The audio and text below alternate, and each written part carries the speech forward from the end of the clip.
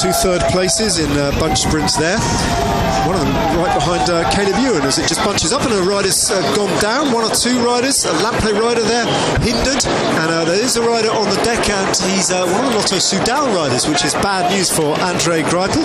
Just checking who that is. It's Pim Lichthart, whose name is painted on the Dutch rider, even when the Ethics Quickstep train got slightly disrupted by that big effort from FDJ. Didn't see how that happened though, but Perrault, with his different coloured shoes there, very identifiable, is struggling. Let's have a look at what...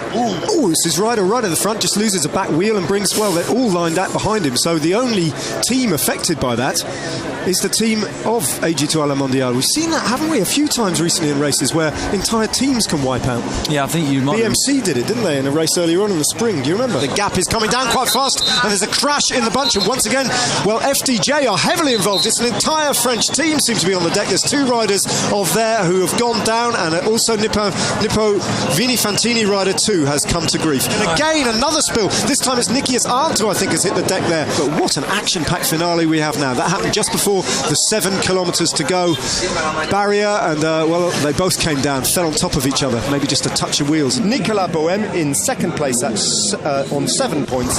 Julian Amezqueta is now on 6th place, having taken... Oh, and there's a incident that's just happened just some moments ago. I think that's Daniel Oss, who is in the breakaway, and here is Daniel Oss, and if we get a chance, it would just be good to have a little recap of what happened to him exactly and how he lost control of his bike on that descent, because brave man, he is back on his bike, but that'll really hurt.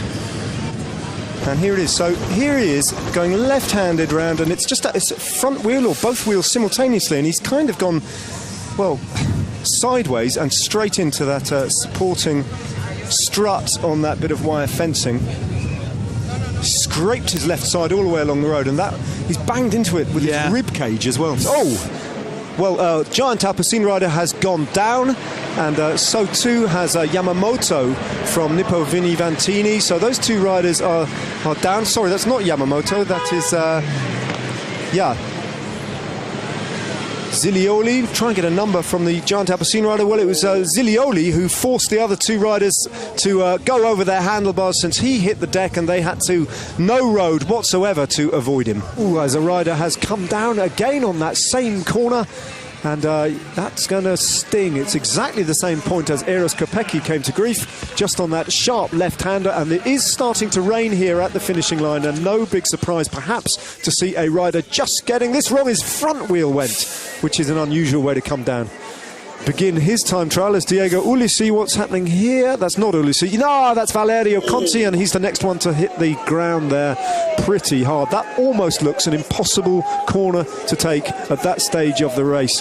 Well, back with the favourites. What's happening here? Steven Kruijswijk taking a foot out of his pedal and frankly just appearing to kick Rafa Majka. That was a bizarre manoeuvre. I think they've all got through that safely, but Kruijswijk just lost control of his bike there and took his foot out of his pedal. Oh no, there's a stack. Now a lot of riders have gone down, an innocuous looking part of the race, but one of the riders for IM Cycling is just fishing his bike out of the canal. There's a number of Giant Alpecin riders just delayed by that. Let's have a look. It's FDJ who seem to have been hit worst by that. Just trying to pick up the Gazprom Rusfellow rider still on the ground. Pozzovivo's been delayed. The rider from AG2 La Mondiale, a couple of Astana domestiques. I don't think Vincenzo Nibali is among them now. The doctor's looking for who has been worst hurt. Scarponi from the Astana squad. We've got a rider on the other side of the road from that same squad as well. It happened about midway down the group. Evasive action from the IM Cycling rider. He probably got the softest landing of all. And the expected move has come, and it's come from the blue jersey, but he's being challenged, and he is being challenged by Rojas, I think. Oh! Well, he's gone down. I don't know what he clipped there, but he went down extremely heavily. Damiano Cunego actually comes to a halt. Let's just have a look again. Try and figure out what happened. So it's just obscured by the soigneurs there.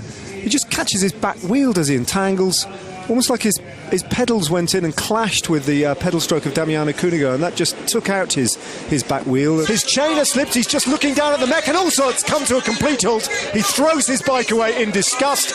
Where is a replacement bike for Vincenzo Nibali? Where's his team car? How much time is this costing him? The bike just fell apart there. His mech undoing him, and he has to get back on. He has to refocus and reconcentrate whatever chance that Nibali had.